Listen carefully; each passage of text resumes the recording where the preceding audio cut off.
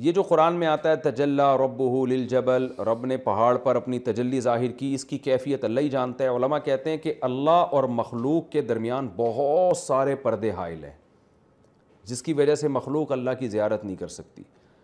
تو حدیث میں آتا ہے ایک انگلی کے بقدر اللہ نے تجلی کا ظہور کیا ہے، یعنی ایک تشبیہ دی گئی ہے کہ یعنی کروڑوں اربوں پردوں میں سے اللہ نے ایک معمولی سا پردہ ہٹایا ہے پہاڑ کے سامنے، جس کی پہاڑ تاب نہ لا سکا۔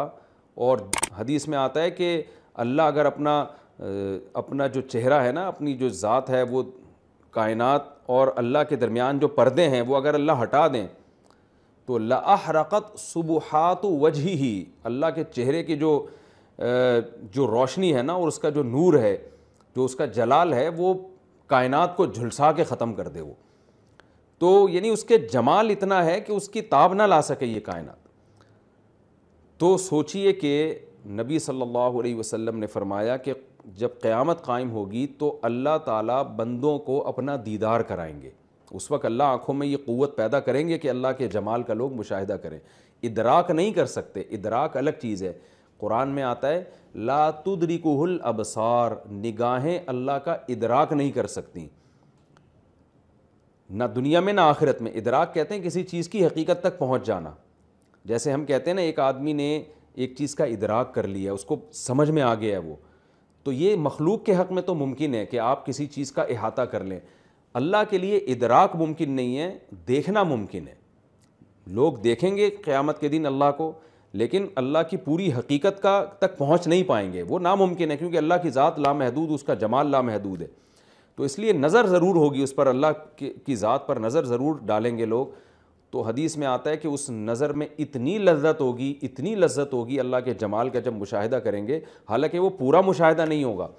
تو آپ صلی اللہ علیہ وسلم نے فرمایا کہ جنت کی تمام نعمتیں اس لذت کے سامنے ہیچ معلوم ہوگی، لوگ بھول جائیں گے ان تمام نعمتوں کو۔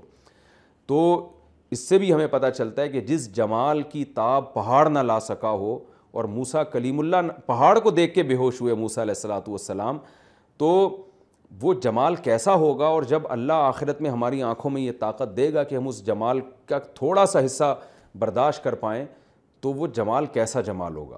تو یہ چیز بھی ایک جنت کی نعمتوں میں سے ایک بہت بڑی نعمت ہے، جس کو تلاش کرنے کے لیے مسلمان کو جنت پر حریص ہونا چاہیے اور ایسے اعمال کرنے چاہیے جس سے ہم آخرت میں اللہ کا دیدار کر سکیں۔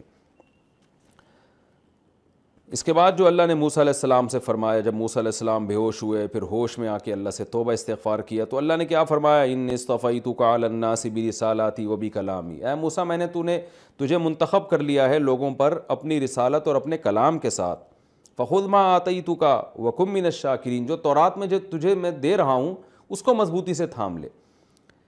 اس میں بھی علماء نے ایک بڑا اچھا رب بیان کیا ہے کہ موسیٰ علیہ السلام جب ہوش میں آئے تو اللہ نے فرمایا کہ اے موسیٰ تو میری زیارت دنیا میں نہیں کر سکتا، لیکن میں تجھے تورات کی صورت میں ایک ایسا سرما دے رہا ہوں کہ اس کو تو اپنی آنکھوں میں لگائے گا تو آخرت میں میرے دیدار کی طاقت تیرے اندر پیدا ہو جائے گی۔ لہذا میرے دیدار کی بحث کو چھوڑ دے، کیونکہ دنیا خواہشات پوری ہونے کی جگہ نہیں ہے، دنیا دار العمل ہے۔ تو دار العمل کے لیے کیا ہے، میں نے تجھے لوگوں میں منتخب کیا اپنا پیغام پہنچانے کے لیے، لہذا تو نے تورات خود بھی مضبوطی سے عمل کرنا ہے اس پر، اور اپنی قوم کو بھی کہنا ہے کہ اس کے اچھے اچھے حکام کو مضبوطی سے تھام لیں۔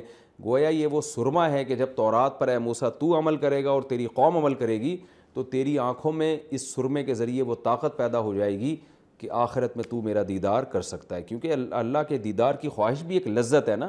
تو یہ لذتیں پوری ہونے کی جگہ جنت ہے، اور یہ جنت ان لوگوں کو ملے گی جو تورات پر مضبوطی سے عمل کرتے ہیں۔